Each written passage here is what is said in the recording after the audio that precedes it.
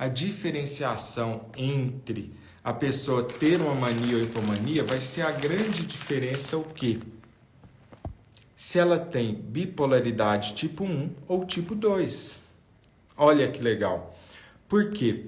Porque se a pessoa teve um episódio de mania, fogão, ao longo da vida, uma fase que seja de fogão ao longo da vida, ela recebe o diagnóstico de bipolaridade tipo 1. Se ela tem uma fase de hipomania ao longo da vida, mais uma fase de depressão, ela recebe o diagnóstico de bipolaridade tipo 2. Quer dizer que diferenciar o que é mania do que é hipomania é a diferença entre receber o diagnóstico de bipolar tipo 1 e bipolar tipo 2. Só que essa diferenciação nem sempre é fácil, na verdade é confusa. Por quê? Porque os sintomas são os mesmos. Os sintomas são os mesmos. O que diferencia é a intensidade desses sintomas. É por isso que, para traduzir isso, vocês sabem que eu adoro simplificar, que eu gosto é que as coisas sejam descomplicadas e fáceis de você compreender. Esse é meu trabalho aqui, ao ensinar, né? Eu sempre gostei muito de ensinar, desde que eu era criança, na verdade, que eu ensinava as coisas, né?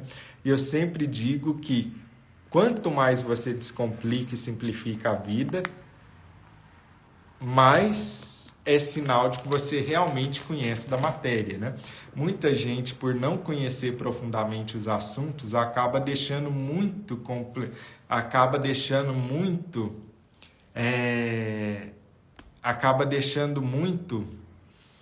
complicada as coisas, se utilizando de palavras difíceis, se utilizando aí de jargões científicos, simplesmente porque não conhece profundamente para simplificar.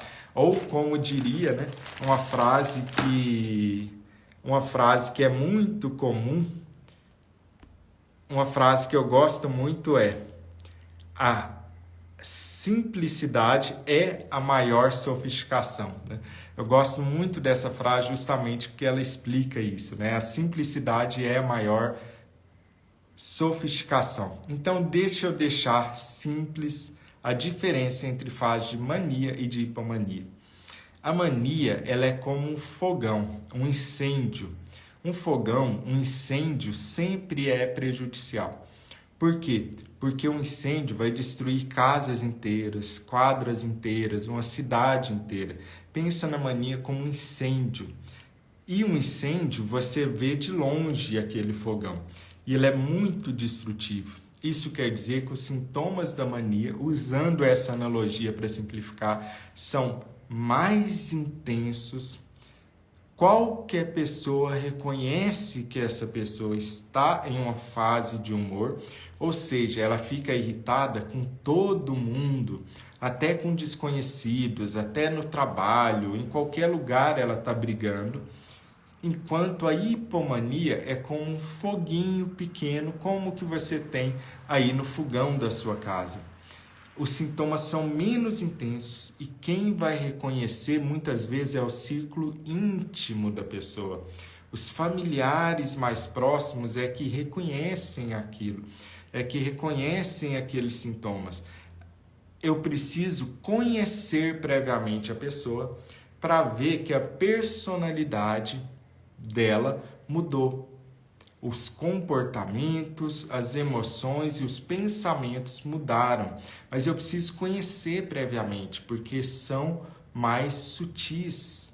É por isso que eu faço essa diferença de mania como um fogão, que todo mundo vê, é muito intenso e destrutivo na vida de alguém, com a hipomania sendo um foguinho, onde que apenas aquelas pessoas que já te conhecem previamente notam que você mudou, e que pode ser menos destrutivo, ou em geral é menos destrutivo do que a própria mania.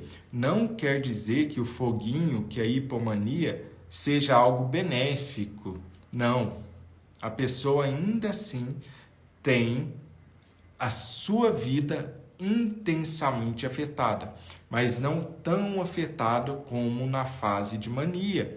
E para a gente completar essa diferenciação, existem duas grandes coisas que, se acontecerem, automaticamente classifica como mania, como fogão, e não como hipomania, que seria foguinho.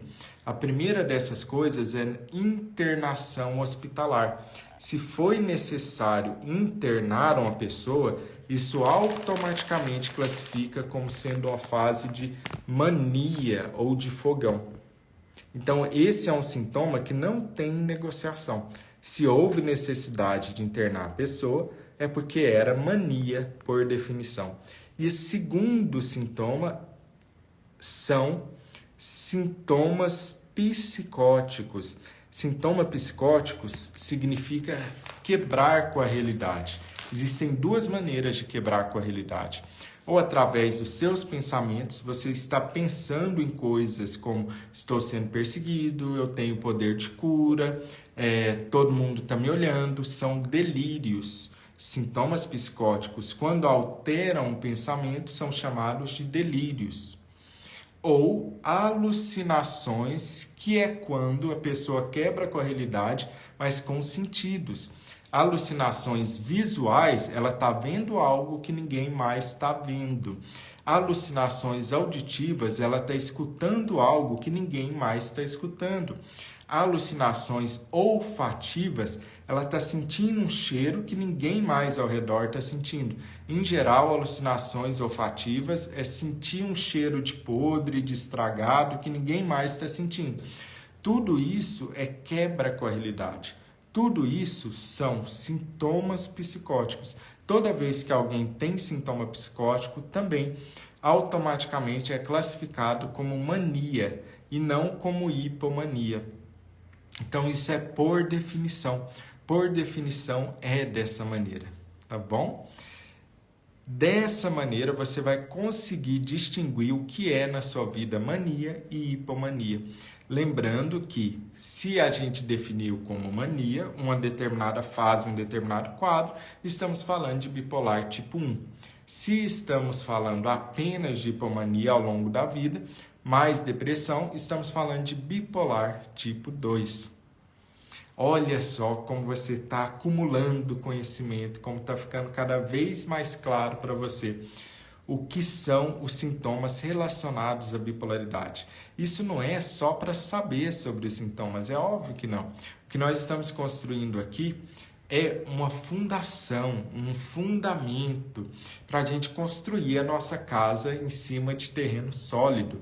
O primeiro passo para você conseguir atingir a estabilidade é ter conhecimento sobre o que são os sintomas, sobre o que é essa tal de bipolaridade, que negócio é esse, a tal da bipolaridade.